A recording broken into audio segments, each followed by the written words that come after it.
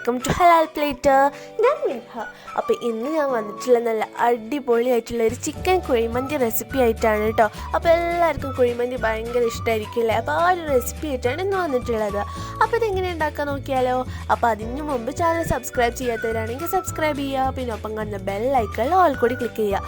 അപ്പോൾ നമ്മളുടെ ഈ കുഴിമന്തിക്ക് കുഴിയും വേണ്ട, ഒപ്പം തന്നെ കുക്കറും വേണ്ട. അപ്പോൾ പെട്ടെന്ന് തയ്യാറാക്കി എടുക്കാൻ പറ്റുന്ന കുഴിമന്തിയാണ് കേട്ടോ. അപ്പോൾ അതെങ്ങനെ ഉണ്ടാക്കാൻ നോക്കിയാലോ. അപ്പോൾ ഞാനിവിടെ 1.5 കിലോ മീഡിയം സൈസിൽ കട്ട് ചെയ്തിട്ടുള്ള ചിക്കനാണ് എടുത്തിട്ടുള്ളത്. ഇത് ഒന്നിൻ്റെ മേൽ ഒന്ന് തട്ടാത്ത രീതിയിൽ നമ്മൾ ഏത് പാത്രത്തിലാണോ ദം ചെയ്യുന്നത് അതിൽ തന്നെ സെറ്റാക്കി എടുക്കുകയാണ് ചെയ്യേണ്ടത്. അപ്പോൾ ഞാനിവിടെ ബിരിയാണിക്ക് എടുക്കുന്ന പോലത്തെ ചിക്കനാണ് എടുത്തിട്ടുള്ളത്. കാരണം ഞങ്ങൾ ആദ്യം ബിരിയാണി ഉണ്ടാക്കാൻ കരുതിയിട്ട് എടുത്തതാണ്. നിങ്ങളെ കയ്യിൽ വലിയ പീസ് ചിക്കൻ അവൈലബിൾ ആണെങ്കിൽ സ്കിന്നോട് കൂടിയിട്ടുള്ളതാണെങ്കിൽ കുറച്ചും കൂടി നന്നായിട്ടുണ്ടാകും, ടേസ്റ്റി ആയിട്ടുണ്ടാകും. പിന്നെ ഞങ്ങൾ കരുതുണ്ടാകും എന്താണ് ഒരു യെല്ലോ കളർ മഞ്ഞപ്പൊടിൻ്റെ ഒക്കെ കളർ കാണണ്ടല്ലോ, എന്താണ് സംഭവം എന്ന്.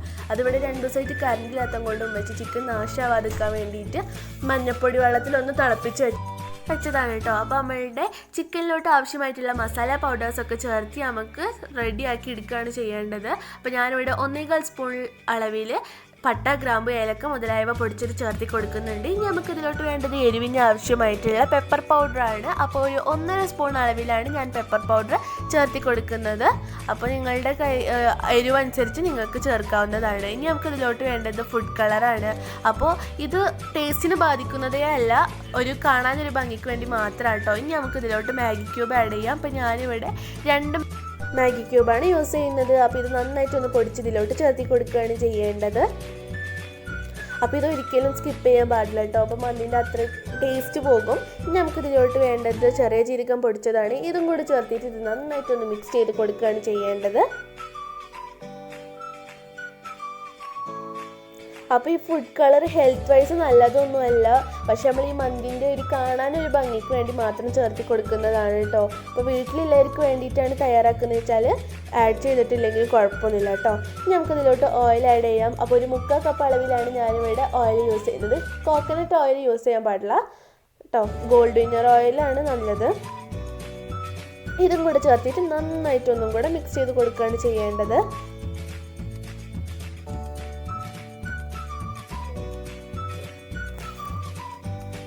ഇനി നിങ്ങളുടെ കയ്യിൽ മന്തി മസാല അവൈലബിൾ ആണെങ്കിൽ അതും കൂടെ കുറച്ച് ചേർത്തി കൊടുക്കാം, ഇല്ലെങ്കിൽ കുഴപ്പമൊന്നുമില്ല കേട്ടോ. ഇതും കൂടെ ചേർക്കുമ്പോൾ നല്ലൊരു സ്മെല്ല് ഉണ്ടാകും. അപ്പം അതിന് വേണ്ടിയിട്ടാണ് കേട്ടോ, നല്ലൊരു ഫ്ലേവറും ആയിരിക്കും കേട്ടോ. ഇനി നമുക്കിതിലോട്ട് വേണ്ടത് ക്യാപ്സിക്കമാണ്. നല്ല ചെറുതായിട്ട് അരിഞ്ഞതാണ് കേട്ടോ. അപ്പോൾ സാധാരണ ആരും ക്യാപ്സിക്കം ഒന്നും ആഡ് ചെയ്യാറില്ല. ഇത് ഇട്ടാൽ നല്ലൊരു ടേസ്റ്റി ആയിരിക്കും. പിന്നെ പൊതിനയും, അപ്പോൾ ഇത് നല്ലൊരു ഫ്ലേവർ തരും നമ്മളുടെ ഈ മസാലയൊക്കെ കേട്ടോ. ഞങ്ങൾ ഫസ്റ്റൊന്നും ക്യാപ്സിക്കവും പൊതിനൊന്നും ആഡ് ചെയ്യാറില്ലായിരുന്നു. പിന്നെ ഞങ്ങൾ ഇങ്ങനെ ഒരു പ്രാവശ്യം ട്രൈ ചെയ്ത് നോക്കിയത് നല്ല ടേസ്റ്റി ആയിട്ടുണ്ടായിരുന്നു കേട്ടോ. അപ്പോൾ അതുകൊണ്ടാണ് ഈ ഒരു ക്യാപ്സിക്കം ആഡ് ചെയ്യുന്നതും കൂടെ നിങ്ങളത് ഷെയർ ചെയ്തത്.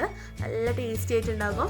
അപ്പോൾ നമ്മളുടെ മസാല ഇതൊക്കെ റെഡിയായി. ഇനി നമുക്ക് ഇതിലോട്ട് ഒരു ഇത്തിരി ഉപ്പും കൂടെ ചേർത്തി കൊടുക്കാം.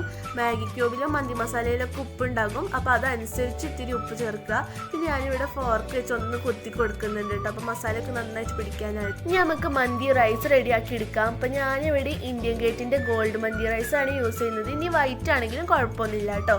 അപ്പോൾ ഇത് വന്നിട്ട് 1 മണിക്കൂർ വെള്ളത്തിലിട്ട് വെച്ച് ഇപ്പോൾ നന്നായിട്ട് വെള്ളമൊക്കെ ഊറ്റി കളഞ്ഞിവിടെ വാർത്ത് റെഡിയാക്കി വെച്ചിട്ടുള്ളതാണ്. അപ്പോൾ നമ്മൾ എപ്പോഴും മന്തിക്കാണെങ്കിലും കബ്സക്കാണെങ്കിലും ഒക്കെ നല്ല വലിയ അരിയാണ് എടുക്കേണ്ടത്. അപ്പോൾ ഞാൻ നമ്മളുടെ മന്തി ചോറ് റെഡിയാക്കാൻ വേണ്ടിയിട്ട് ഇവിടെ വെള്ളം ചൂടാവാൻ വേണ്ടി വെച്ചിട്ടുണ്ട്. വെള്ളം നല്ല ചൂടായി വരുമ്പോൾ പട്ട, ഗ്രാമ്പു, ഏലക്ക ചേർത്തി കൊടുക്കാം.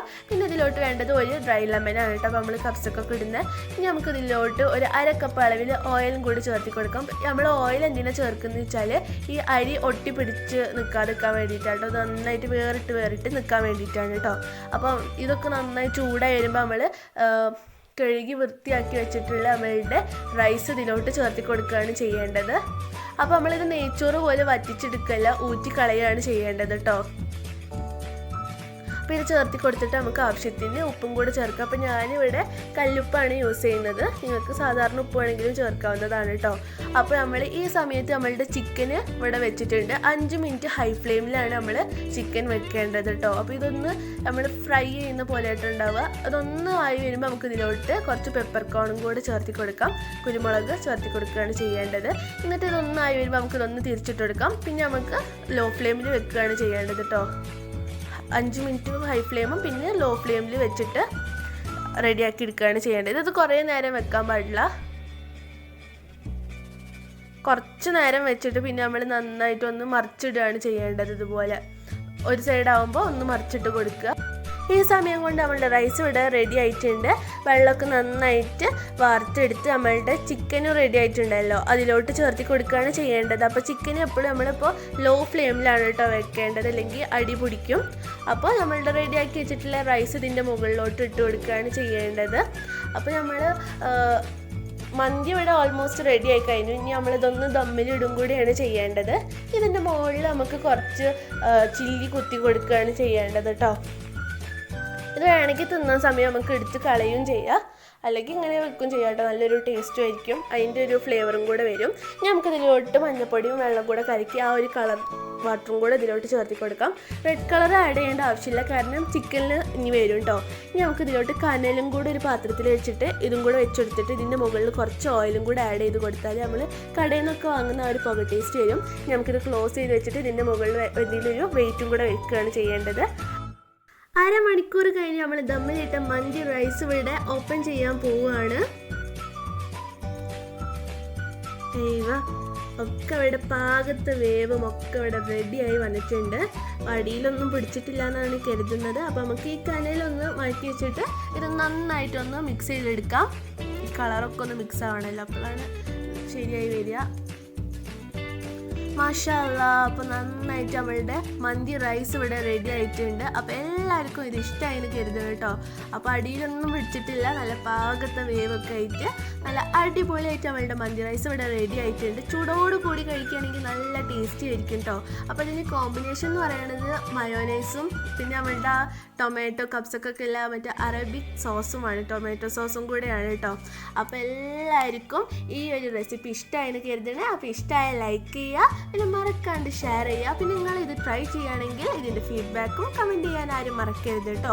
അപ്പോൾ നമ്മൾ ഇൻസ്റ്റഗ്രാമിൽ ഹലാൽ പ്ലേറ്റർ കുക്ക് വിത്ത് മിൻഹ എന്ന പേജിൽ നമ്മൾ ഇതിലിടുന്ന വീഡിയോസിൻ്റെ ഫോട്ടോസ് മാത്രം അപ്ലോഡ് ചെയ്യുന്നതായിരിക്കും. അപ്പോൾ അതിലും ഫോളോ ചെയ്യുക. അപ്പോൾ തുടർന്നും എല്ലാവരുടെയും സപ്പോർട്ടും പ്രതീക്ഷിക്കുന്നു. അപ്പോൾ പുതിയ റെസിപ്പീസ് ആയിട്ട് ഞാൻ വീണ്ടും വരുന്നതായിരിക്കും. അപ്പോൾ എല്ലാവരും stay tune. Tata, bye bye.